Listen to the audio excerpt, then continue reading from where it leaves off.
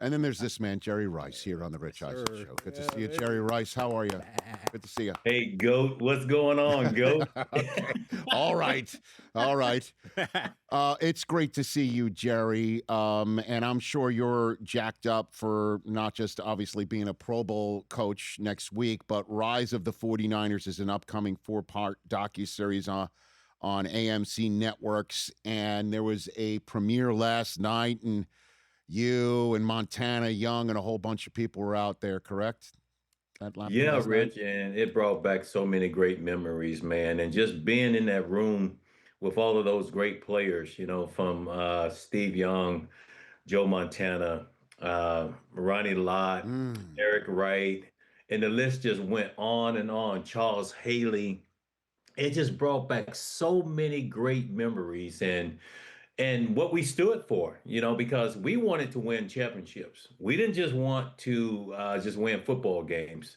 It was important to win these right here, Nice. rings.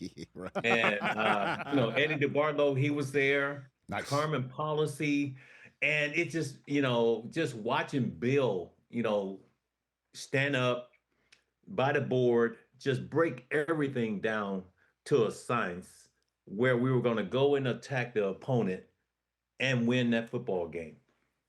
You're referring to obviously Walsh there. What was his superpower, Jerry? He could get in your head. Oh, He never let you feel comfortable. Uh, I had a game, I think it was the third game of the season. It was against the Rams. That was my coming out party. I think I had over 10 receptions. I had, yeah, a couple of touchdowns. I had over 200 yards or something like that.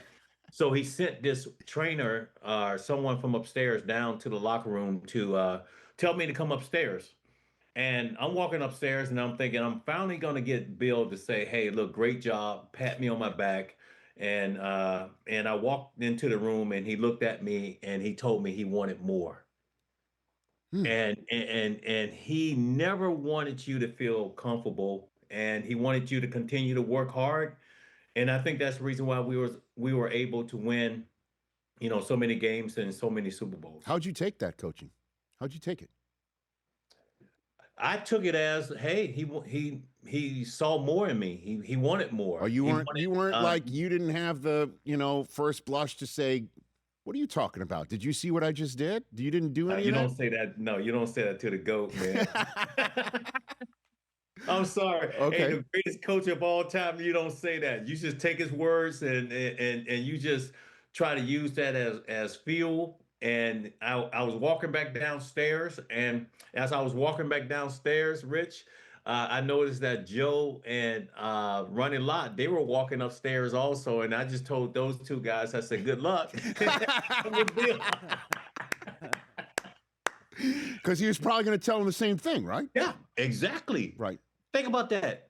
The greatest quarterback ever, Joe Montana, he was probably going to tell him the same.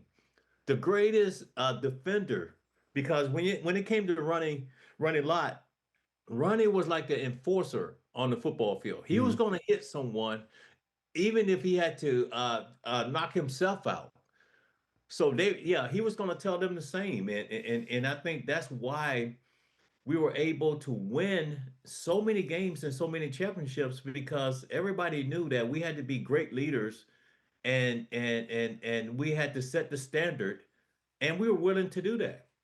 What was the line, Chris? You found Yeah, the line? Jerry. So that's the end, near the end of your rookie year, week 14. You had 10 catches for 241 yards and a touchdown. That's it. I would think that's not bad, right?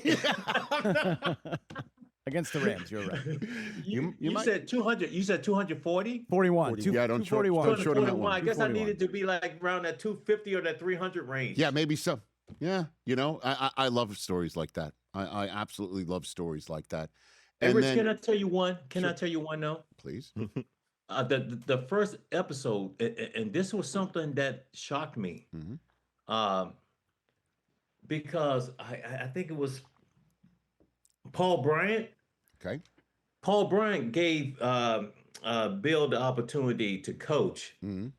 under him, but Paul Bryant, actually, he was jealous of Bill. You're talking about Brown. You're talking about the owner of the Bengals, right? That's what you're talking about, Yeah, Paul Brown. yes. Yeah, yeah, Yeah. yeah. He didn't want Bill to be successful. And the first episode, I'm watching this and I'm saying to myself, wow, I didn't even know that. So I know there's How going to be about an that? episode 2, 3, and 4, but Yeah. man, it got off to it got off to a great start, and I'm looking forward to seeing 2, 3, and 4. Didn't Bill Walsh, wasn't he the first one to come up with first 15 scripted? Right? Yeah, He was the one yeah, who's yeah. like, here's what we're gonna do. We're gonna come up with 15 plays, we're gonna script them, and we're gonna stick to them best we can. And that was like, oh, that's a heck of an idea. That It's was that was amazing because now it's like the players they have something to go off, and to be honest with you, it was like I'm already playing the game in my head the night before. I'm putting myself in those situations Mhm. where I know what I have to do and how I can impact the game. So those 15 plays they were very important, and I think it really got us off to a great start. Then after that, you have to make adjustments and do all of those things, but the platform was already pretty much it was already built right from the start, and I think that's why we won so many games. One of my favorite stories, Jerry Rice, while we're sharing stories, is when I would work the combine with Dion, and we would show video of the defensive backs in the weight and reps room putting up 225. And he just was just like, what are we doing this for with the defensive backs? And I'm like, well, everyone's got to go through these tests. And he goes, I never had to put Jerry Rice across my chest and lift him, is what he would say. Yeah, Dion, You D, know, you know, Dion Everett, Dion was the guy. He was like, he told me during a game, he said, Jerry, look, man. He said, if they run the ball, you don't have to block me because, hey, they don't pay me to tackle. he said that during the game. Are you He serious? said it during the game. And I was like, I said, okay, Dion, I'll just run you off then. I just, every run play, I was just sprinting downfield and he was just chasing me. He didn't want to tackle. He just wanted to save you guys some steps, right? Yeah, Like, yeah, oh come on. man, They don't pay me to do that. that is so funny. And then of course he became a teammate of yours. Oh yeah, You yeah, know, man. He was that guy, that missing piece that we needed to get past Dallas. We needed that shutdown corner, that one-on-one guy, and he came in. And the thing about Deion too, he was so surprised about the standard of the 49ers and how we prepare every day. hmm. He said, "You guys practice like this every day?" I said, "Yeah, we always practice like it's a game situation." And he said, "Wow, okay." Then he bought into it. Then Dion he got better too. Hmm. And then we were able to beat Dallas and win that championship. Then he went to Dallas. That's right. That's what he was like, yeah, right? Like a hired. He was a hired assassin at some Yeah, he point of his came career. in for a split second. I think he met Eddie DeBarlo down in the marina in San Francisco. They signed a deal there. He helped us win that championship. Then he went on to Jerry Jones. Yeah, that's what happens. What ring is that on your hand? Which one is that? This is Super Bowl 24 against the Denver Broncos. Okay. Yeah. What does that one mean to you? 55-10, and I get asked all the time. They say, okay, when you go to your first Super Bowl, you remember what that felt like. Does it change when you go to your second one? No. I was just as scared as the second one. I was just as scared as the third one because you only get one shot. You only get one opportunity. And someone is going to win, someone is going to lose. And I always tried to be on that winning end. So next week you're the NFC Pro Bowl coach. It looks like you just lost Jackson Smith and Jigba off your team, Jerry, Yeah. because he's going to be playing in the bowl. Who's the best receiver in the NFL today? I would say probably I still got to go with Justin Jefferson. And even though he hasn't have had a quarterback, this guy can do it all. He can stretch the field. He can out jump you. He's not afraid to go across the middle. And there are some great receivers out there, but I would still put him as number one. Okay. And JSN, you just saw what he just did, Jackson Smith and Jigba for Seattle in that game, right? That's such a cool name. It is. JSN. JSN. That's all you got to say, JSN. Well, and I mean, know who we talking about. Yeah. He is a dog. I love him, man. I like everything that he does. He was making one-handed catches in that ball game. He can stretch the field. He can go across the middle. And I think with him and Cooper Kupp, man, and Sam Donald, they're ready to go. You think that your Super Bowl 60 first blush thoughts, you think Seattle has the edge over New England, Jerry? Man, I just don't think, with Drake May, there's this little talk out there saying something about his shoulder and stuff like that. I don't believe that. Stephon Diggs, I think they deserve to be there, but I just don't think they're gonna be able to shut down that offense of the Seattle Seahawks, and also the Seattle Seahawks too. It's about that defense. So I'm picking Seattle to win the game. Did you see Stephon Diggs against the Texans snatch the ball for a touchdown and then looked at his hands like these are great? Did you ever do that? You ever look at your hands after you catch a touchdown, Jerry? You ever do that? No. You know what? I always try to just hand the ball back to the official and go back to the huddle. What would Bill Walsh have said if you looked at your hands after you made a catch? What would that happen? He probably would have put me on the next Greyhound, and I would have been out of here. I love that. I would be remiss if I didn't ask you about the news that Bill Belichick is not going to be, based on all reports, a first ballot Hall of Famer like you, Jerry. Wow. That is the news, and I'm wondering what you think upon hearing that news, Jerry. How many rings?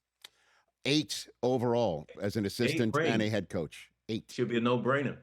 I don't know what's going on, but I think he really deserves that. And I think I saw a quote from also Tom Brady said, "Are you guys serious?"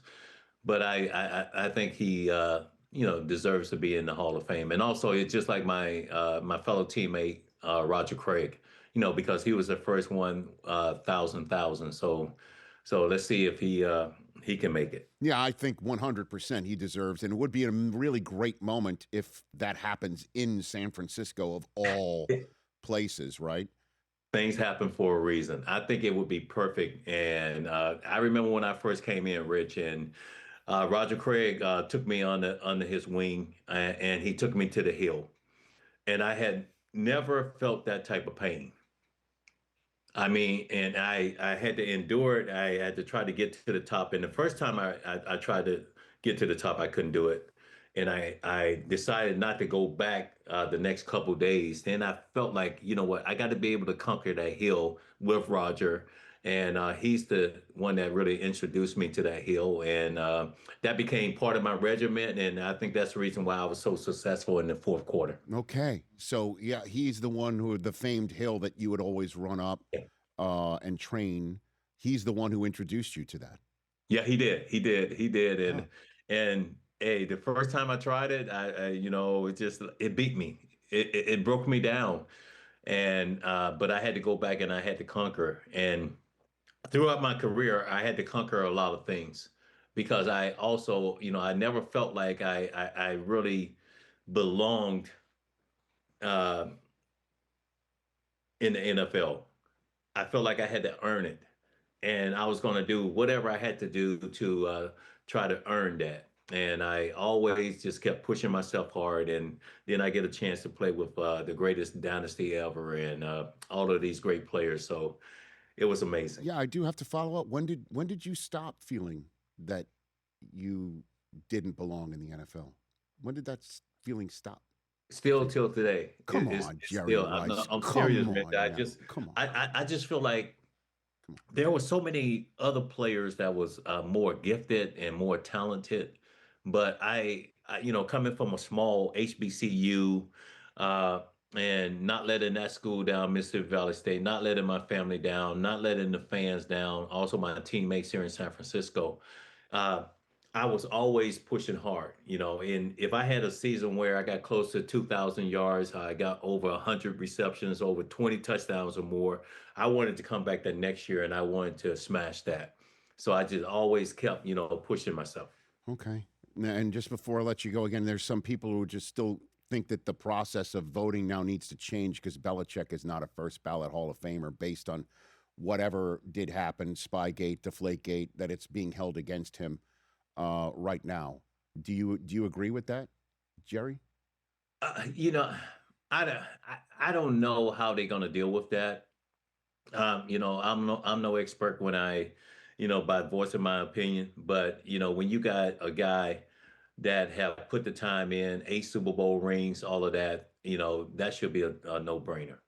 And I think, we don't want to base everything around productivity, what you have done on the field and stuff like that. But I think he deserves, be on that first round ballot.